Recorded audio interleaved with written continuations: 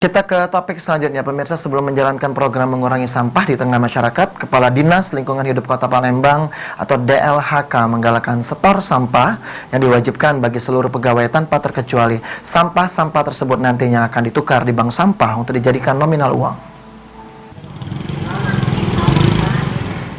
Sebelum menjalankan program mengurangi sampah di tengah masyarakat, Kepala Dinas Lingkungan Hidup Kota Palembang menggalakkan setor sampah diwajibkan bagi seluruh pegawai tanpa terkecuali. Sampah tersebut nantinya ditukar di bank sampah untuk dijadikan nominal uang. Selain itu, permasalahan sampah plastik masih menjadi permasalahan utama. Kepala Dinas Lingkungan Hidup Kota Palembang menghimbau masyarakat untuk membawa tas belanja sendiri dan botol minuman sendiri.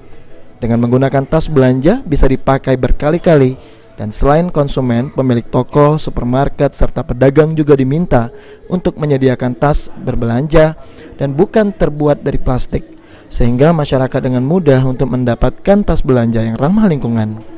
Kepala Dinas Lingkungan Hidup DLHK Kota Palembang Ahmad Mustain mengungkapkan, untuk penggunaan tas belanja ini masih terus disosialisasikan kepada masyarakat dan mengedukasi untuk mengurangi sampah plastik di Kota Palembang.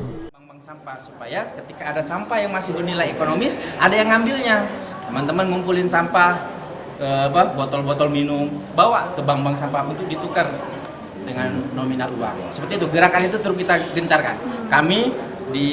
Saya selaku di Dinas Lingkungan Hidup ini melakukan gerakan, maka saya mewajibkan seluruh aparat di Dinas Lingkungan Hidup itu wajib setor sampah.